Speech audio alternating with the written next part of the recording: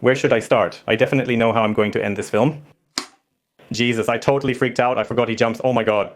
I recently found an app called TikTok with a series of photos featuring a spider, similar to this. Here we have a spider on some orange tag, and it says that spiders like this were in Biedronka a few days ago. Currently, this photo has over 350 comments, and generally, the matter would be very simple, and I wouldn't even be recording this video if I hadn't gotten a certain idea because of these comments. Well, in these over 350 comments, a storm broke out about whether it's a catnic, a wowensack, or maybe something else entirely. Because, you know, when we find a spider in a store, most often in Biedronka or Lidl, everyone immediately thinks, especially if the spider is found in the fruit section, that it's the so-called Brazilian wandering spider. Alternatively, it could be some kind of Huntsman spider or another spider that was brought into Poland, but in most cases it's our good old catnic. So, going with the flow, I thought that since we already have this beautiful winter time in Wrocław, last night it finally snowed, and currently one of the few places where we can find spiders are interiors, not only residential, but also store interiors like Biedronka, Lidl, and so on. I decided to record a video specifically about the kinds of spiders we most often encounter in stores, with particular emphasis on the spiders we fear the most there, namely Brazilian wandering spiders. Oh, how they can give you a scare. So where should I start? I'll definitely end the episode by telling you what's on that. Look how it climbs, sneaky one. Can you believe that? How it's able to climb up. No, just a bit more. Good. Where should I start? I definitely know how I'll end this film. I got so scared I forgot he jumps. Oh my god. I'll definitely end the film by telling you what kind of spider that was in the film and on TikTok. I think those who are even a little bit into spiders know what it is because it can't be anything other than what you're thinking right now. I'll tell you what it is and if there was anything to fear. Oh, nice. He just pooped on the table. Not sure if you saw it. Maybe you'll be able to see it later in the replay. What kind of video is this and whether... Listen, let's start with what kinds of spiders will be discussed today, because today I'll basically talk about 3 types of spiders. That will be the Phonutria genus, which are the Brazilian wandering spiders, then the Heteropoda genus, because I found some photos that show these spiders are also brought into different countries, including European countries. And there will also be the Eratigena genus, which is our common house spider.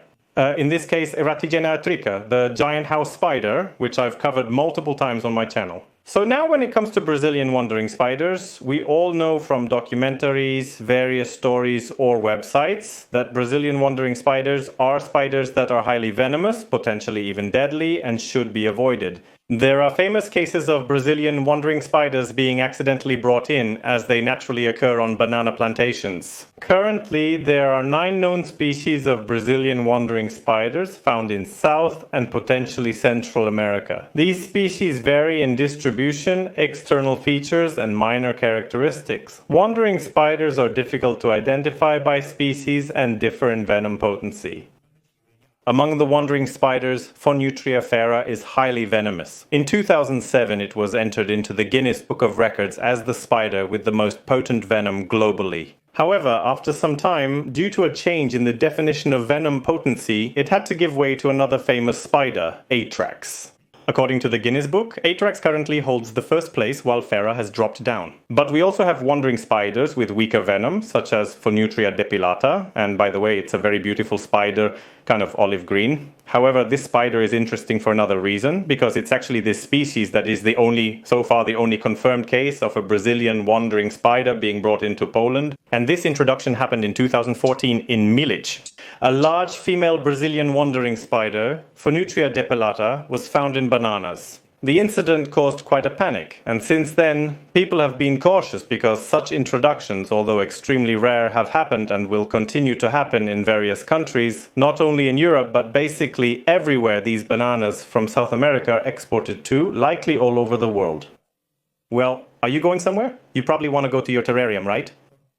Here you go on. So that's how it looks with wandering spiders. As for the weaker venom of Phonutria depilata, I found a document that describes the effects of being bitten by exactly this spider, and according to it, the effects include 2 or 3 days of very intense pain. That's obvious. There was swelling, some tachycardia I think as well, and other side effects, but it wasn't a fatal bite. Among the most serious symptoms I read about, kidney failure can occur after being bitten by spiders of the Phonutria genus. In extreme cases, like with Phonutria fera, the result can be death, so nothing pleasant. That sums up the situation with wandering spiders. While these incidents occur, they aren't the only spiders that travel with such goods. Other spiders that we can also encounter, in extremely rare cases, but we can encounter them, are spiders from the Sparasidae family. That is, Huntsman spiders. I've also recorded a few videos about these spiders for you before. And as a representative of this family, I have here this handsome guy, whom you already know and who is about to go somewhere I wouldn't want him to. This, my friends, is an adult male Holconia muraiensis, a spider from the Sparasidae family. Oh, he climbed onto the camera? Good. They are very distinctive because they have these splayed legs, a small cephalothorax, and generally a small body. The same thing again. Oh, as he settled... No. And now the spider web got my lens all dirty. What a guy.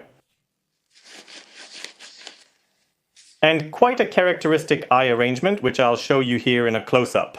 But the coolest thing about these spiders is that they're practically completely harmless to humans. Seriously, there are a lot of these Sparasidae in general, especially in tropical Asia, and they pose absolutely no threat to humans. Of course, it does happen that they bite, right? After all, they have pretty powerful calyxae, which, if they clamp down, can easily pierce human skin. But these are spiders that would rather choose to escape than to bite, put up a fight, or do anything dramatic. So there's nothing to worry about here, unlike Brazilian wandering spiders. Because coming back to the topic of Brazilian wandering spiders and the spider that was just running around on my hand, this spider was brought out here for a reason. Of course, this is not a Brazilian wandering spider, because wandering spiders are illegal to keep in Poland. They are simply too dangerous for human health. However, I brought this one out for a reason, because this spider is very often confused with wandering spiders, but I haven't heard of any cases of this particular spider being accidentally brought in. This is a Cupiennius Salei, a beautiful, not yet fully grown, but already quite large female. They are very similar to wandering spiders, differing only slightly in color. They inhabit the same regions and environments, making it quite easy to confuse them. Some people also call them banana spiders, just like wandering spiders. Another name is bromeliad spiders because they live on bromeliads. No, I don't know where that name came from, but anyway, it exists. However, these Cupiennius spiders are much less venomous. The venom of this spider is harmless to humans. The only concern is their speed and jumping ability. As you noticed, I got frightened at the first jump. That's basically how wandering spiders act, but worse. Seriously, wandering spiders are like little walking devils. They behave incredibly aggressively, or maybe not so much aggressively as defensively. It's like walking anger on 8 legs. Really. These spiders are scary, they jump, they fight back, they don't let anyone push them around, and combined with their venom potential, they're real killing machines. Insects and arachnids, but possibly people too. So you really shouldn't mess with wandering spiders, and I absolutely don't envy the people who had to deal with that Phonutria in Millich back in 2014. Nothing nice about it? That spider is pure evil? Devil!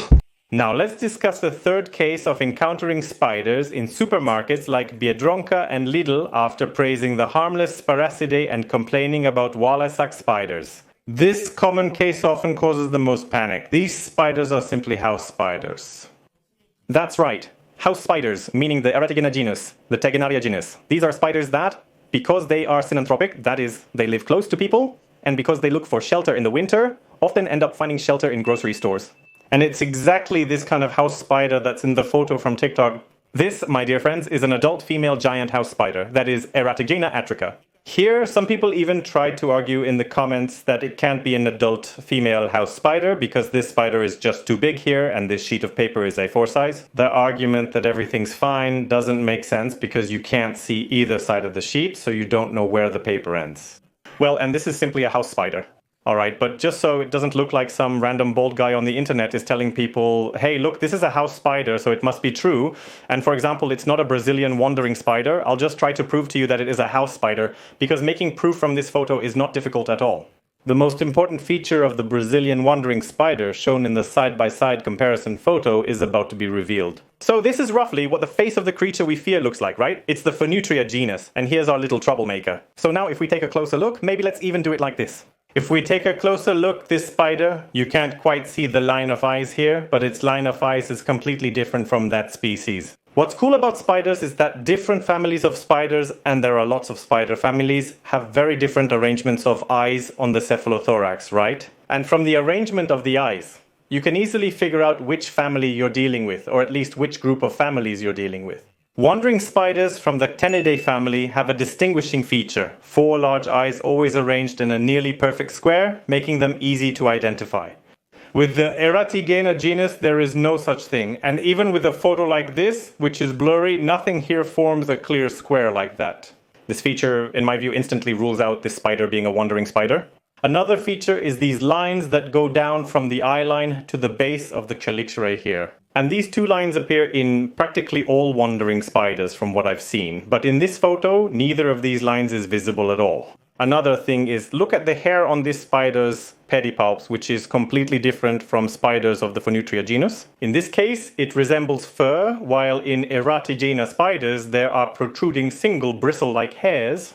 And another thing is the coloring. Look at how these spiders from the Phoneutria genus are colored. They have some stripes, they have some colors, and this one is just grayish brown black, nothing special. And that's another sign that it's just a common house spider. And features like proportions, colors, or what the chelicerae look like in a house spider, because I also saw comments saying that a house spider could never have such big chelicerae. Well, actually, of course it does.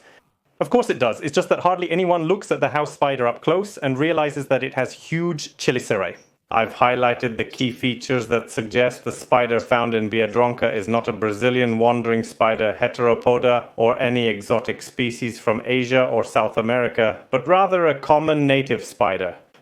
And that's about it. I hope that this material, maybe not now, but someday in the future, will be useful to someone because, as you know, situations like this have happened more than once, twice, or 3 times where someone found a spider in fruit. Perhaps whoever finds the spider will examine this information and identify it as a wandering spider, house spider, or something completely different.